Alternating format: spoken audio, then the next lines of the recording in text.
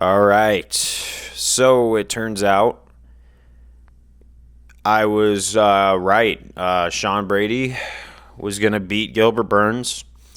And Gilbert Burns showed a lot of signs of kind of slowing down in that realm. Now, I knew this day was coming soon, but I didn't think it was going to be this soon. And I'm not saying that Gilbert Burns, time is over, but his prime definitely is. Now, I know it sounds rhymey, but when your prime goes, your time's coming.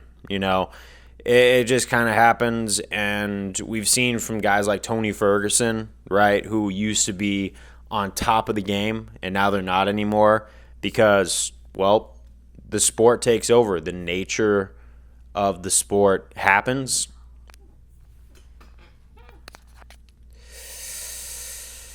It's hard. It really is for us fans because even Gilbert Burns has been around in lightweight and welterweight for so long. And he challenged for the title at welterweight in a division that he was basically undersized in, if you think about it. A lot of the current size of a lot of welterweights, I feel like since he was making 155, I feel like he was really punching up in weight just kind of a little bit, not even on a massive scale.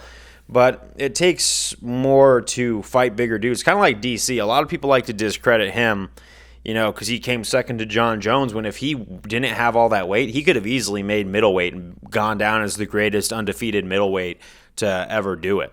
So you got to give Burns credit in that realm. But, yeah, like what's going to be next for Gilbert Burns?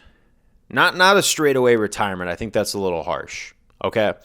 I think obviously he can move down in the rankings a little bit and look for like a top 10 or someone to fight with.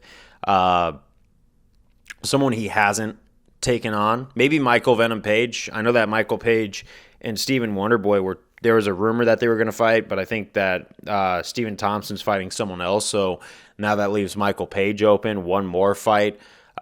Which would honestly be, age-wise, it would make sense because Michael Venom Page is a little bit older too.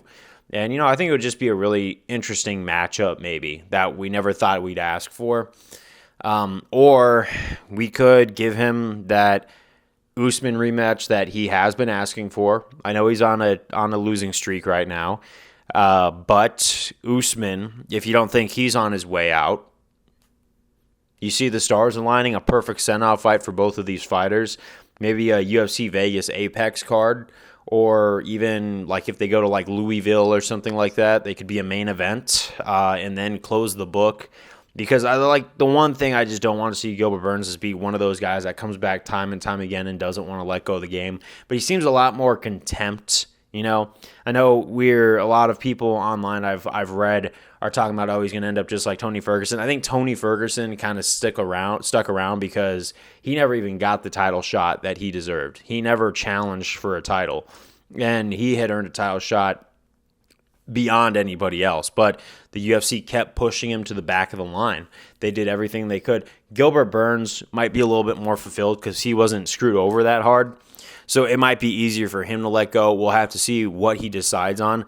But I think it's just safe to say that, yeah, Usman fight, time to start wrapping it up because we see that so many times. So many fighters stick around, and we remember them for the good days when they were getting their hand raised time after time again, fighting quarterly. And you know what? They say, Father Time goes undefeated always. And he's claiming another unfortunate victim. But, yeah, this is a hard pill to swallow, especially if you're from my era where we were watching the Conor McGregor, Khabib, Tony Ferguson era. Gilbert Burns was alongside in the welterweight division, making things happen. But, yeah, that's what I got to say. I hate being right.